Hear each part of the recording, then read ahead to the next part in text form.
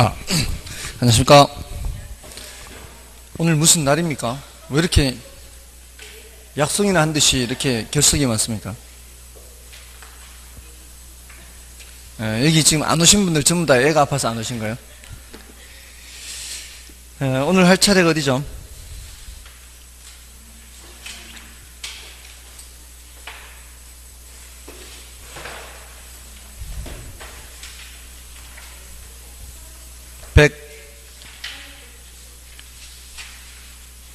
정부의 시장 개입 문제를 바로 푼다 그랬죠. 지난주 이제 이론 정리를 먼저 했고요. 이제 문제 풀이만 먼저 하면 되는데, 자, 오늘 또 이제 나눠드린 문제를 먼저 풀겠습니다. 다 풀어보셨죠? 문제? 잘 풀리던가요? 사실은 그 이론 수업만 듣는 것보다 이렇게 문제 푸는 게 조금 더 재미있지 않나요? 죄송합니다. 제가 눈치 없는 말을 했습니다. 왜냐하면 그 이론만 들으면 좀 지루하잖아요. 근데 이렇게 문제 풀면은 좀 틀리는 맛도 있고, 이렇게.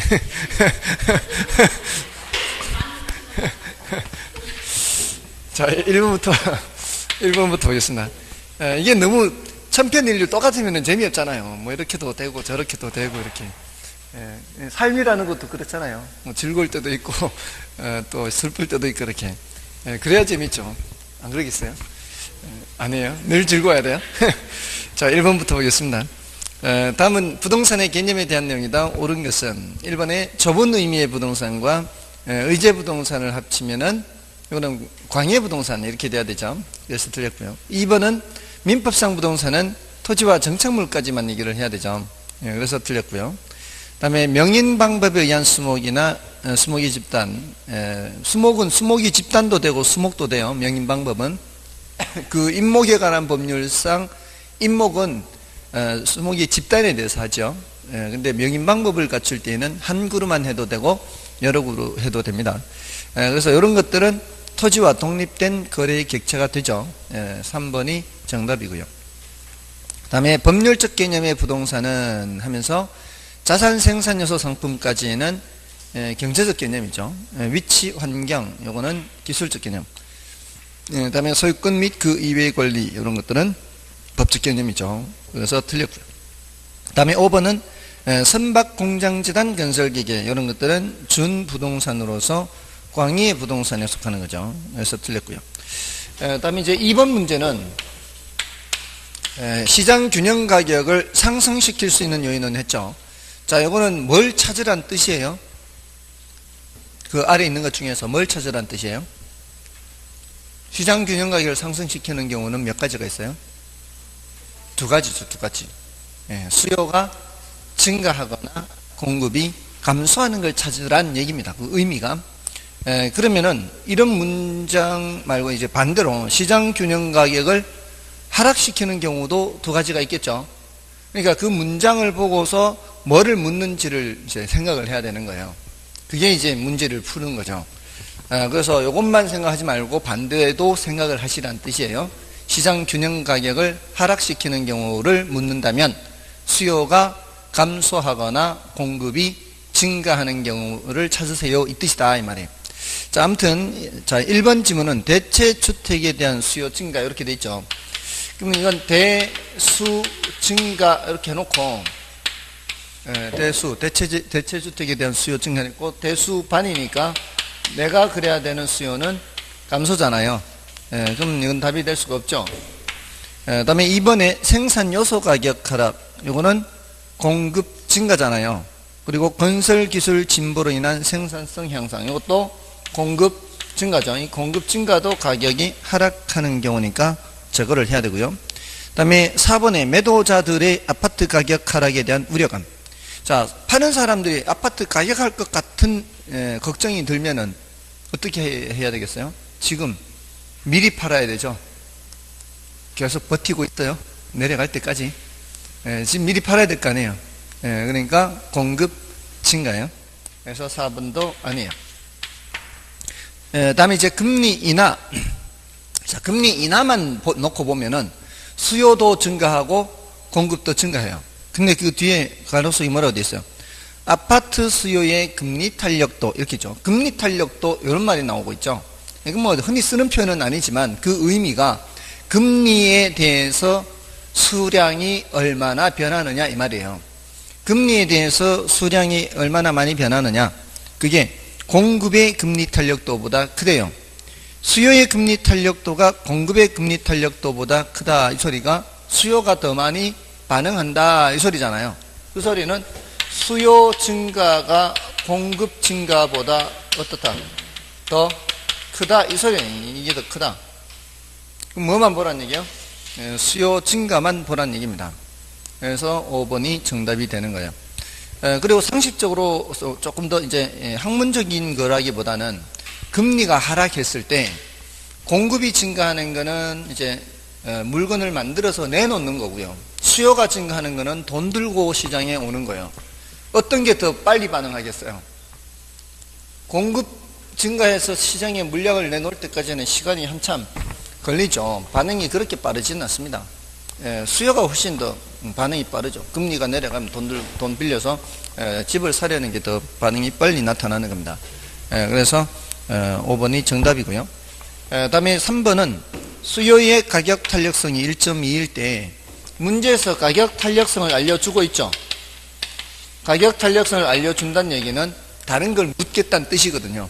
그게 바로 수량 변화를 묻겠다는 뜻이에요. 근데 가격이 6% 변한다. 가격이 6% 변한다 그러면은 곱하기만 하면 되는 거죠. 일단 곱하면은 수량 변하는 게 나와요. 몇 프로? 7.2% 나옵니다. 일단은. 근데 이게 위인지 아래인지 보는 거죠. 위인지 아래인지. 1.2 곱하기 6 해서 이게 위로 가격이 올라가잖아요. 가격이 올라가면은 수요량은 7.2% 내려가는 거죠. 그래서 수요량이 감소하는 거예요. 5번이 정답이죠. 다음에 4번의 외부 효과와 관련된 설명이다. 틀린 것은 인근 지역에 시멘트 공장 건설 등 부의 외부 효과가 있을 때에는 주택 수요는 감소하게 된다. 부의 외부 효과, 주택 수요 감소, 맞죠?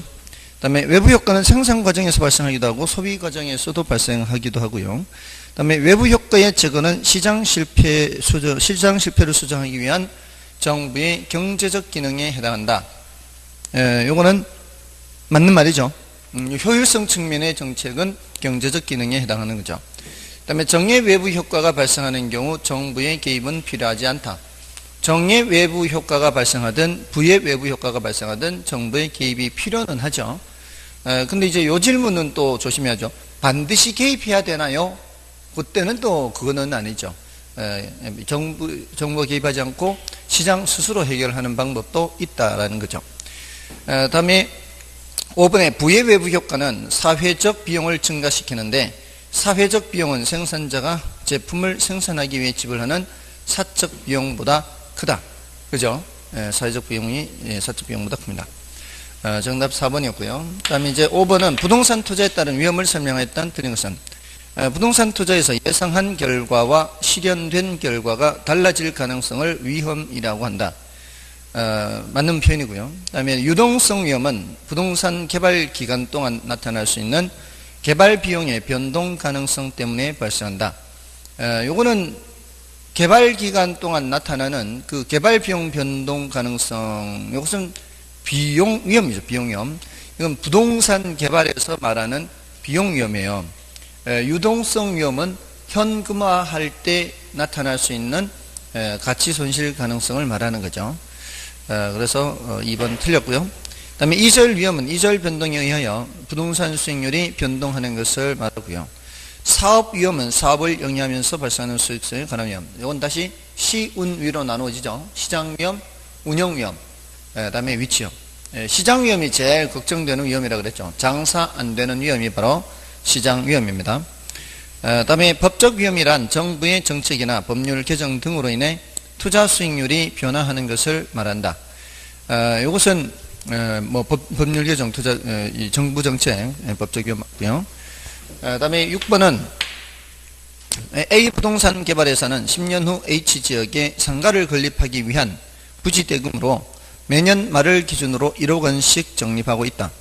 그렇다면 10년 후에 구입 가능한 부지 대금은 얼마나 되는가? 자, 이게 매년 말이라 그랬죠. 매년 말 1억, 1억씩 이렇게 불입을 할 때 언제 돈을 계산하려는 거예요?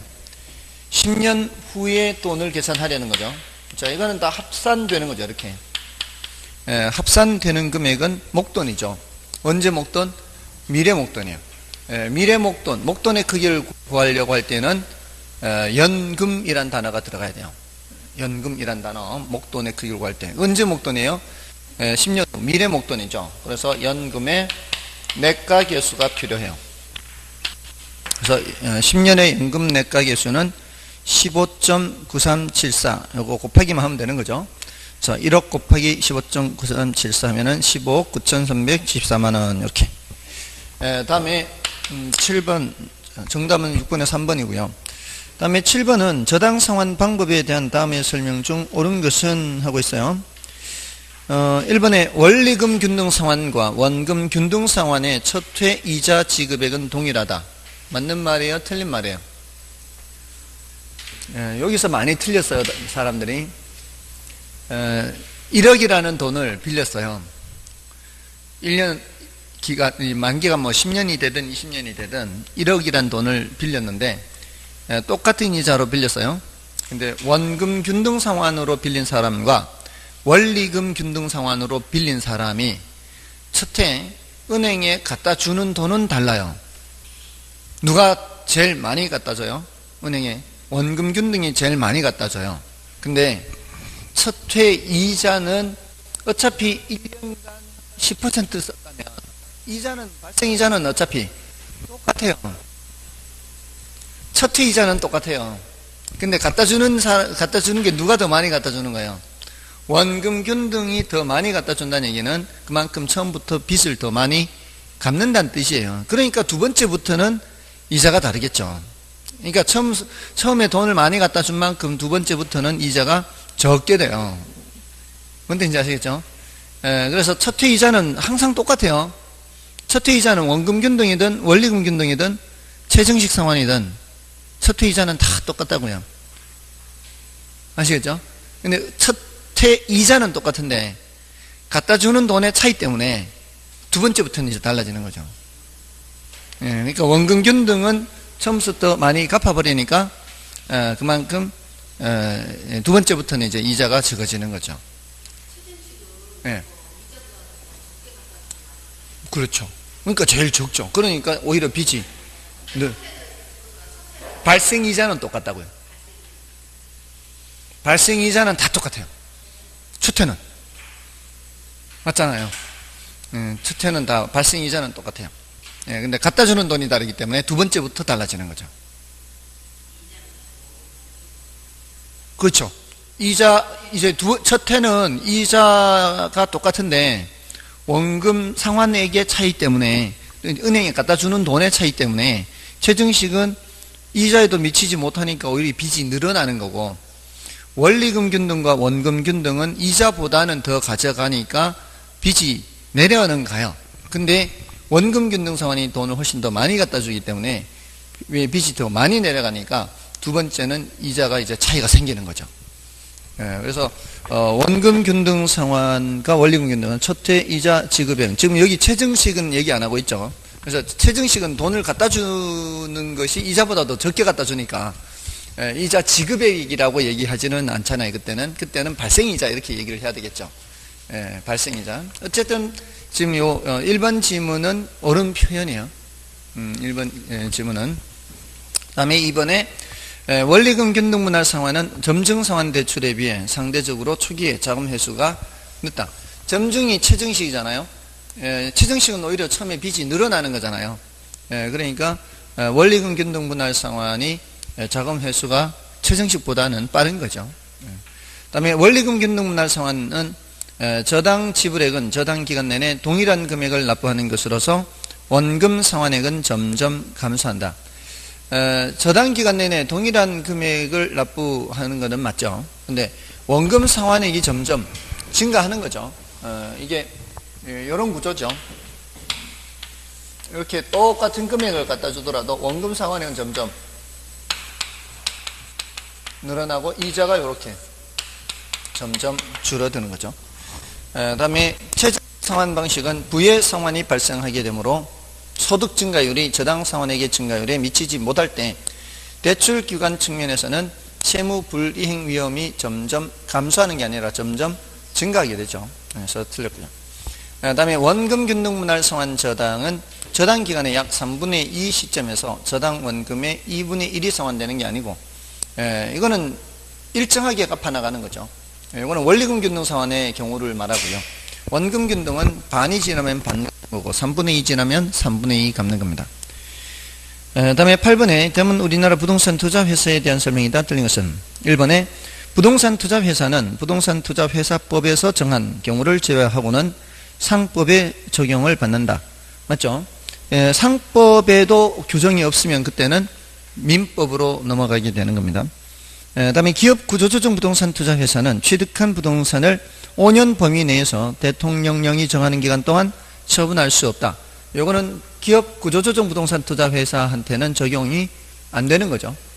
요거는 일반 리츠에 대해서 적용되는 거예요.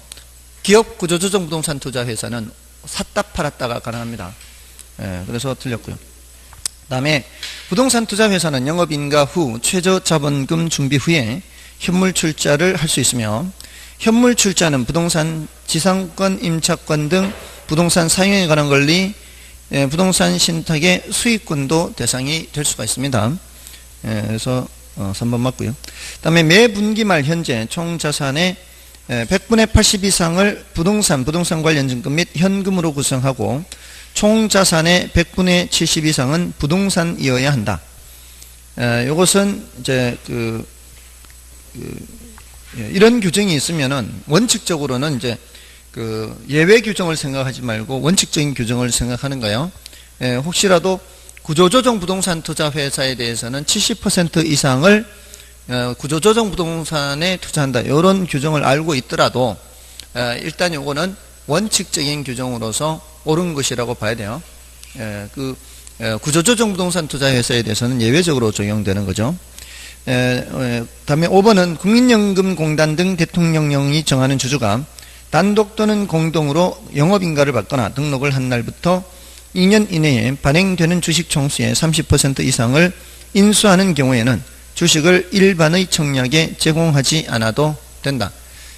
이것은 이미 공모를 했다고 보는 거예요. 이 국민연금공단 등 대통령령이 정하는 주주의 경우에는 국민의 돈을 운영하는 데죠. 국민의 돈을 운영하는 곳에서 30% 이상의 주식을 인수를 하는 것은 그 국민의 돈이 들어온 거라고 보는 거예요. 그러니까 공모가 됐다라고 보는 거죠. 국민의 돈이 들어왔다는 것이. 그래서 따로 공모를 할 필요가 없는 거예요. 그 취지가 달성이 됐기 때문에, 국민의 돈이 들어왔기 때문에 그렇게 하는 겁니다. 공모라는 게 지금 여기는 공모라는 말은 없잖아요. 근데 그게 일반의 청약의 제공이라는 말이 공개 모집이란 얘기예요. 공개 모집. 일반의 청약의 제공이라는 말이. 그래서 옳은 편이고요. 다음에 9번은 이제 LQ 문제인데, LQ 계산이긴 한데요. 여기서는 이제 LQ를 알려줬죠. LQ를 문제에서 이렇게 알려줬어요. 1.2라고. 그러면서 질문하는 거는 Z지역의 제조업 고용 인구를 묻고 있죠.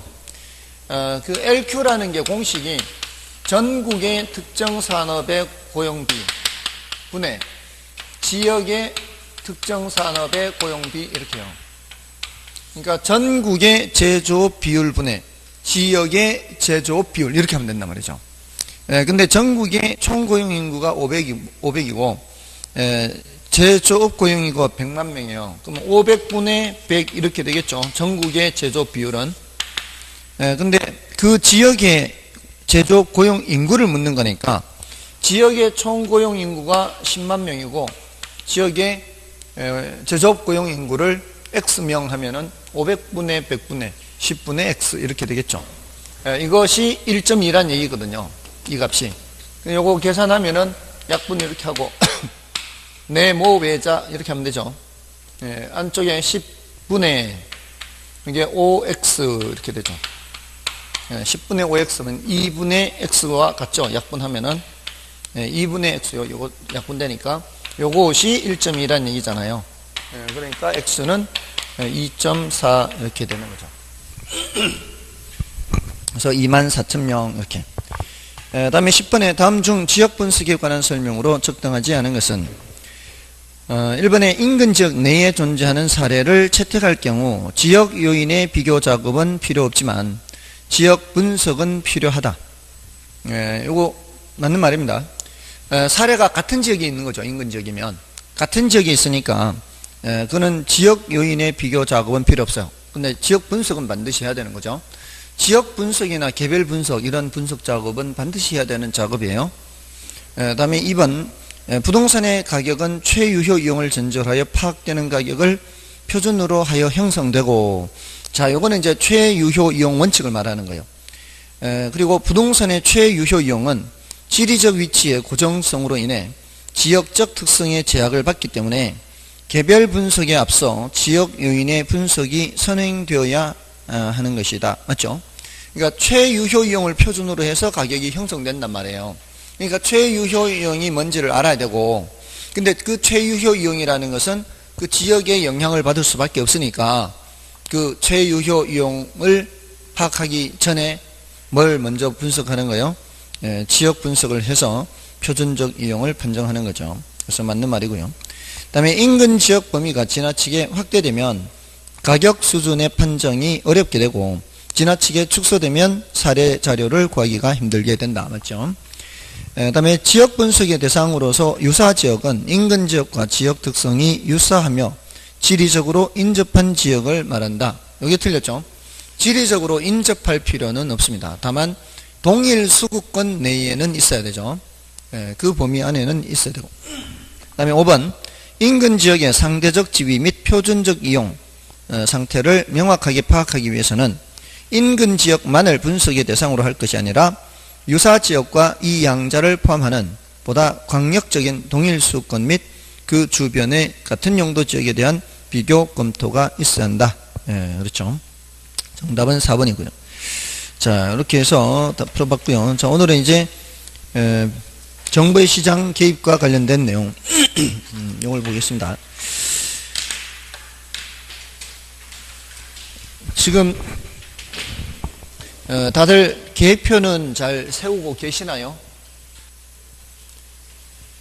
공부를 할 때 계획은 세우고 하시나요? 내 인생에 계획은 없다. 되는 대로 산다. 지금 100일 남았잖아요. 그죠? 100일 정도 남았는데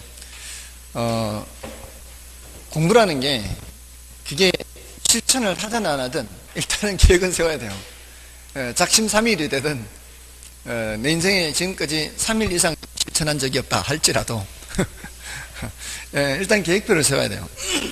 왜냐하면 생각보다 이게 계획표를 세우지 않고 하다 보면은 어느 순간 갑자기 이렇게 시간이 부족하다 이런 이제 경험을 하게 됩니다. 물론 이제 잘 하시는 분들도 계시겠지만 지금 이제 100일이 남았어요. 101일 오늘까지. 내일이 이제 100일이죠. 이제 늘 이제 목요일이 100일이에요. 매년 목요일이 100일이에요. 그 이유는 매년 토요일 날 시험 보기 때문이죠. 매년 토요일 날 보기 때문에 100일은 매년 목요일이 돼요. 그럴 수밖에 없죠. 100 나누기 7일 하면은 14주 하고 이틀이 남아요. 98 하고 이틀. 그러니까 토요일은 98일 전이 되는 거죠. 그러니까 이틀 또 오면은 딱 100일이 되는 거예요. 자, 아무튼 이제 오늘까지 포함해서 이제 101일인데, 이게 이제 공부할 날짜가 얼마나 남았을까요? 정말 101일일까요? 그렇지 않죠? 이 14주에 매주 일요일은 놀 거 아니에요. 그럼 14일을 빼야 되죠. 자, 이제 여름 휴가 한 3일 빼야 되겠죠. 또 추석 때 있잖아요. 추석 때 한 3일 빼야 되죠. 20일 빠져야 돼. 20일. 그러면은 제 공부할 수 있는 날짜는 81일 남았어요. 그죠? 그 다음에 시험을 10월 27일 날 봐요. 그러면 10월 26일, 25일, 24일.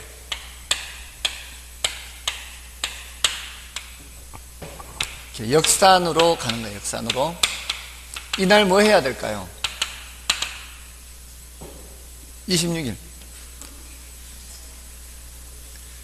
이 사람들이 이제 공부할 사람들이 아니네. 예. 낮부터 계속 잔다 이거죠. 예. 이날은 1차와 2차를 다 볼 수 있어야 돼요. 1시간 반 정도 시간 동안에 한 과목씩 봐야 돼요. 한 시간 반 동안에. 어떤 게 중요한 것이다 점검해야 되죠. 이렇게 눈에 익히도록 해야죠.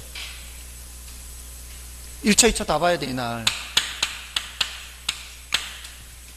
1차를 오전에 봐야 될까요? 2차를 오전에 봐야 될까요? 2차를 오전에 봐요, 2차를.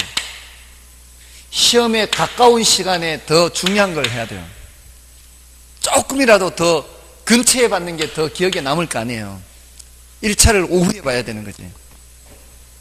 그럼 이날 뭐 해야 될까요?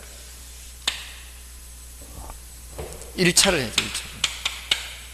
민법 개론을 하루 만에 다 봐야 돼요. 이날 뭐 해야 돼요? 2차를. 이날 뭐 해야 될까요? 1차 민법 개론을 하루에 한 과목씩 봐야 되는 거죠. 어떤 걸 이때 봐야 돼요? 더 중요한 거. 민법이 더 중요해도 이럴 때는 정치적으로 개론이라고 대답을 해야죠. 여자분들은 이런 말을 잘할 줄 알았더니 별로 여자분들도 이런 눈치는 별로 없네요. 아무튼 중요한 과목을 해야 돼요. 민법 개론 해야 돼요, 이게. 좋아요. 민법 할게요. 민법 개론. 요 날은 2차 중에서도 제일 중요한 거 공법 해야죠. 공법. 항상 조금이라도 가까운 쪽에 더 해야 돼요. 그게 원칙이에요. 사람의 기억력은 시간이 흐를수록 점점 희미해질 수밖에 없죠. 그거는 물리법칙하고 똑같은 거예요, 사실은. 물론 예외적으로 10년 전에 기억하고 싶지 않은 것도 기억나는 경우도 있어요. 오늘 들은 것도 기억 안 나는데 그런 것들은 감정과 함께 기억되는 것들은 그럴 수가 있어요. 창피했던 거, 슬펐던 거, 기뻤던 거 이런 것들은 기억하고 싶지 않아도 기억날 수 있죠. 근데 그렇지 않은 것들은 원칙입니다. 이 물리법칙하고 똑같아요. 시간이 흐를수록 희미해질 수밖에 없습니다. 이때 이제 뭘 해야 돼요? 이때는 공시세법 해요. 공시세법. 제가 공시 교수님하고 세법 교수님하고 무슨 억가심정 있는 거 아니에요. 원칙대로 하는 거예요. 이렇게 공부를 하는 거는. 자, 며칠을 빼야 돼요. 9일을 빼놔야 돼요. 9일을. 81을 다 쓸 수가 없어요. 72일을 해야 돼요. 72일. 앞으로 남아있는 날짜는 72일이다 이 말이에요. 요거를 생각한다면 1차만 하시는 분들은 또 다를 수가 있죠. 1차만 하시는 분들은 이때 1차를 보는 거고 이때 민법 개론을 보니까 훨씬 시간이 절약이 되죠. 단축이 되죠. 그러니까 여러 과목을 공부하는 게 그만큼 부담은 된다 이 말이에요. 자, 그러면 72일 남았으면 이걸 6과목으로 나눠야 돼요. 6과목으로 나누면 12일이 남죠. 12일, 12일. 한 과목당 앞으로 공부할 수 있는 날짜는 한 과목당 12일씩 남아요. 이걸 물리법 이렇게 냉정하게 생각을 해야 돼요. 앞으로 내가 한 과목당 공부할 수 있는 날짜는 12일이구나. 그러면은 냉정하게 생각해 보세요. 여러분이 민법을 본다면 민법만 본다면 오전에 수업 듣고 오후에 따로 민법만 본다면 오늘 내일 모레 이렇게 계속 본다면 며칠이면 한 권을 다 볼 수 있을 것 같아요. 이걸 생각해야 돼요. 민법만 계속 본다면 며칠은 볼 수 있을 것 같아요. 한 4일, 5일? 4, 5일? 3일 정도? 그러면은 4번 볼 수 있는 거예요. 4번. 근데 이제 만약에 4일 걸린다면은 이걸 자꾸 단축시켜야 되죠. 첫 번째 볼 때는 4일, 두 번째 볼 때는 3일, 세 번째 볼 때 3일, 네 번째 볼 때 이틀, 이렇게 4, 3, 3, 2 이렇게. 그럼 몇 번 볼 수 있는 거예요? 4번 보는 거예요. 4번. 그리고 마지막 여기 또 한 번 이렇게 볼 수 있는 거죠. 그럼 총 5번을 볼 수 있는 시간이 있다 이 말이에요. 자, 근데 이렇게 물리적으로 이렇게 다 똑같이 할 필요는 없어요. 여기 과목들에 있는 이 시간들, 민계공, 중개사법, 공시세법에 있는 거를 날짜를 하나씩 이쪽으로 줄 수도 있어요. 여기 13, 13, 13, 11, 11, 11 이렇게 되겠죠. 근데 세법은 이렇게 많이 줄 필요 없다면은 이쪽으로 하나 더 줘서 여기 이제 뭐 중개사법을 하루를 더 줘서 이런 식으로 이렇게 배치를 좀 달리 할 수가 있어요. 이런 것들을 이렇게 하는 거죠. 이렇게 물리적으로 단순히 생각하면 돼요. 단순히 생각해서 똑같이 나눈다면은 어떻게 하고 시간을 조금 더 주고 빼고 한다면은 이걸 이렇게 시간을 조절을 할 수가 있는 거죠. 됐나요? 자, 그렇게 해서 요거를 13일 동안 오늘부터 13일간 계속 민법만 할 수는 없잖아요. 그럼 어떻게 해야 돼요? 중간중간에 앞으로 남은 101일에 요 13번을 달력에 집어넣어야 되죠. 요 전까지요. 여기 전까지. 10월 17일까지를 이 72일을 13번을 이렇게 민법을 넣고 요거 개론도 13번을 중간중간에 넣고 요걸 또 중간중간에 넣어야 되겠죠. 됐나요? 그렇게 하시란 말이에요. 그리고 공부했다고 이걸 다 기억하는 게 아니잖아요. 본다고 해서 다 기억하는 게 아니기 때문에 사실은 어떻게 해야 되는가 하면은 저 같은 경우에는 기억의 이 지속 시간이 이틀 정도였어요.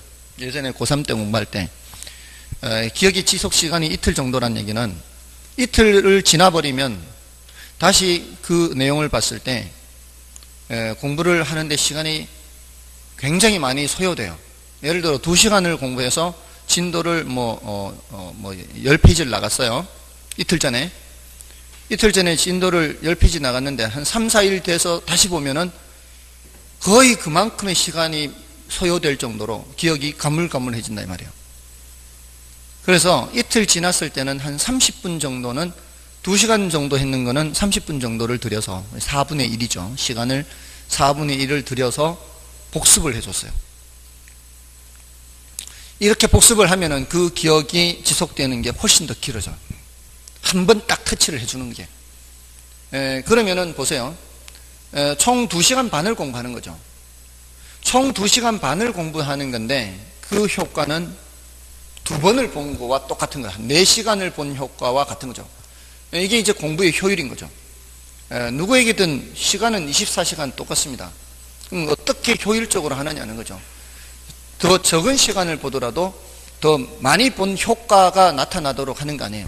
그래서 저 같은 경우에는 그거를 이틀 지난 뒤에 한 30분 정도의 시간을 둬서 복습을 한 겁니다. 그러면 이제 한 번 본 효과가 또 나는 거니까 더 그 기억이 오래 가는 거죠. 그렇게 해서 복습을 하는 겁니다. 그러니까 시간표를 짤 때, 계획을 짤 때 본인이 그날 할 수 있는 시간을 100%를 다 공부하는 시간으로 넣지 말고 그 중에서 한 60%에서 70%만 공부하는 시간을 집어넣고 남은 시간을 여유 시간으로 놔뒀다가 복습하는데 한 4분의 1 정도를 쓴다거나 이렇게 짤막짤막하게라도 이틀 정도 지났을 때에는 복습을 해야 돼요. 그래야 기억이 오랫동안 지속이 되는 겁니다. 그리고 지금 이런 계획표를 짤 때 지금 일요일을 비워놨죠. 일요일 비워놨잖아요. 이런 거 비워놨잖아요. 이게 반드시 필요합니다. 이거 다 공부한다고 하면 안 돼요. 왜냐하면 이 중에 분명히 무슨 일이 생깁니다. 하다 보면은 무슨 집안 일이 생기든 뭔 일이 생기면은 계획에 차질이 생기죠. 그렇게 생길 때는 이런 비워놓은 날짜에 그걸 보충을 해야 돼요. 이런 여유 시간이 없으면은 그 계획표는 반드시 실패할 수밖에 없어요. 이런 여유 시간을 둬야 혹시라도 계획에서 차질이 생겼을 때 그거를 집어넣을 수가 있어요. 그래서 계획표는 빡빡하게 짜는 거 아니에요. 계획표는 항상 여유 시간을 둬야 돼요. 애들 보면 초등학생 때, 저도 마찬가지 초등학교 때는 여름방학 계획표 해가지고 아침 7시 기상, 8시까지 아침 식사, 10시까지 독서, 12시까지 공부, 1시까지 점심, 1시부터 3시까지 독서. 혹시 이렇게 짜지 않았었나요? 예? 그랬죠? 그 며칠 했을까요? 하루도 못하죠. 평소에 1시간도 공부 안 하는 놈들이, 예? 그 뭐 공부, 학습, 복서, 이 말이 안 되는 거죠. 예. 그러니까 그렇게 해가지고는 이 필패. 예. 그러니까 여유 시간을 둬야 돼. 이게 그래서 필요한 거예요. 근데 이제 막판 스퍼트에는 그러면 안 되죠. 막판 스퍼트는 한 달, 2달 이내요. 한 달, 2달 남겨놨을 때는 이제 정말로 막판 스퍼트를 해야 돼요. 예. 그때는 정말 다른 거를 싹 잊고 오로지 공부만 해야 돼요. 여기 이제 여자분들이 많은데, 다들 가사 일을 하시면서 공부하시나요? 가사 일을 하시면서? 그 가사 일을 하시는 게 집에서 약간의 불편을 느끼는 정도인가요? 아니면은 약간의 불편을 느끼지 않을 정도로 가사 일을 다 완벽하게 하고 공부하시나요? 약간의 불편함을 느끼도록 해야 돼요. 왜냐하면은 시험 치기 한 달 전에는 그마저도 하면 안 되니까. 그럴 때 위협을 할 수가 있어요. 내년에도 이 꼴 볼래. 내년에 이 꼴 보지 않으려면은 네가 다 해라. 이게 돼야 돼. 이게. 또는 가사 도우미의 도움을 받든가 아니면 다른 누군가의 도움을 받아야 돼요. 그래야 막판 스퍼트에는 오로지 공부에 집중할 수 있어요. 그게 학습 효율이라는 게 다른 걸 뭔가를 하는 사람과 그렇지 않은 사람의 학습 효율이 훨씬 차이 납니다. 그래서 직장생활을 하면서 이 공부하기가 쉽지 않은 게 직장생활을 하면 공부할 수 있는 절대 시간이 부족해요. 일단 오전 오후 야간으로 나누었을 때 공부만 하는 사람은 오전 오후 야간을 모두 다 공부를 할 수가 있어요. 그죠? 근데 직장생활을 하는 사람들은 오전 오후에 일을 한단 말이에요. 그럼 야간에 했던 거 그 다음날 일하는 다 까먹어요.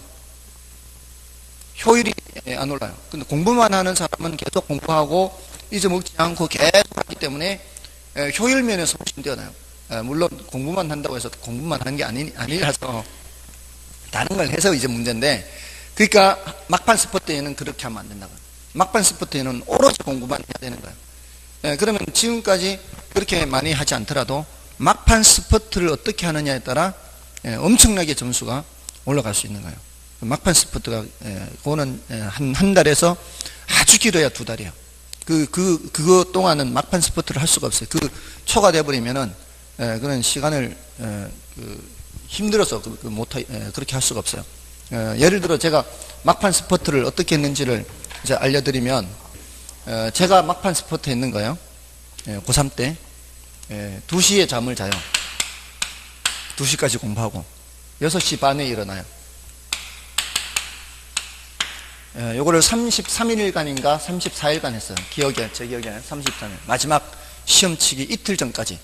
하루 전에는 도저히 못하겠더라고요. 더 이상 이젠 더 이상 할 수 없다.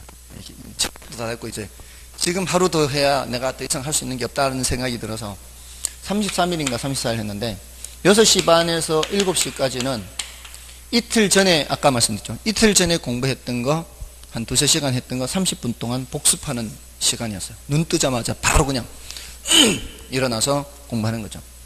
8시까지 이제 등교 준비하고 학교 가는 거죠. 보통 7시 50분까지였을 거예요, 학교가. 그럼 아침 자율학습하죠. 아침 자율학습할 때 이제 진도 나가는 거죠. 1교시 마치고 좀 부족한 잠을 잡니다. 10분 동안.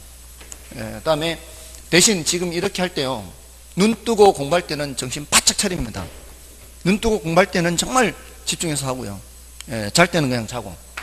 2교시 마치면은 쉬는 시간에 도시락 반을 까먹습니다. 점심 도시락 반을 까먹어요. 10분 만에 저는 다 못 먹어요. 속도가 느려서. 3교시를 마치고 나머지 도시락 반을 까먹습니다. 4교시를 마치면은 점심시간이죠. 다른 애들 밥 먹을 때 저는 그 시간에 잠잡니다. 부족한 잠을 자는 거죠. 4시간 반밖에 안 자니까. 그리고 5교시를 마치고 또 잠을 잡니다.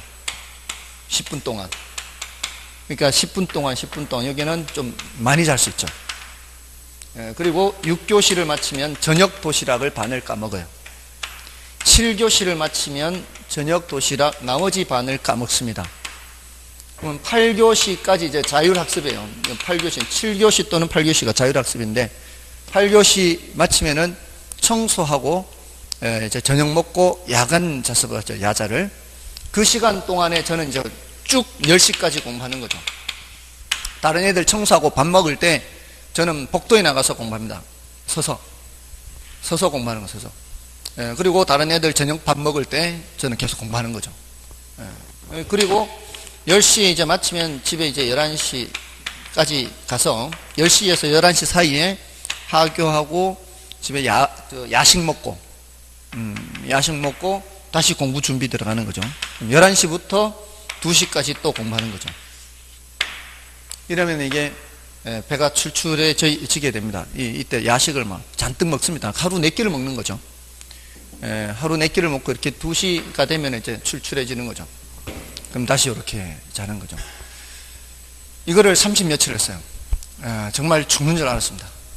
엄청나게 고통스럽죠. 아침에 6시 반에 일어나야 되는데 안 일어나면은 이틀 전에 했는 걸 복습을 못하니까 안 할 수가 없고 이 시간 동안에 이 시간을 뺄 수가 없으면 그동안에 밀렸던 공부를 할 수가 없는 거예요.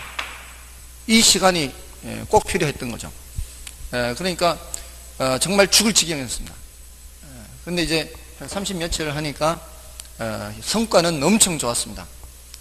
이게 하루에 1점씩 올랐어요. 점수가. 학력고사 점수 하루에 1점씩 30며칠간. 마지막 모의고사에서부터 시험 칠 때까지 하루에 1점. 엄청난 성과가 있었던 겁니다. 자, 아무튼 간에 이렇게 시간을 이렇게 있는 이제 평일 시간표죠. 평일 시간표. 토요일이나 이제 일요일은 여유 시간이 좀 더 있죠. 그때 이제 부족한 다른 공부를 좀 더 했고요. 잠을 조금은 더 자기도 하고. 그러니까 제가 돌이켜보면은 이 계획표를 100% 실천한 게 아니고요. 한 70%밖에 실천을 못했어요. 그 토요일, 일요일 그만큼 실천을 못했다는 얘기예요. 그 와중에도 TV를 봤으니까. 그 와중에도 그 당시에 V라는 거 있었어요. V라는 다 보셨구나. V 이 파충류 나오는 거. 그거 매주 토요일 봤어요. 그러니까 실천을 한 70%밖에 못했어요. 사실은. 아무튼 여러분들은 여러분 나름대로의 어떤 생활 일정이 있겠죠.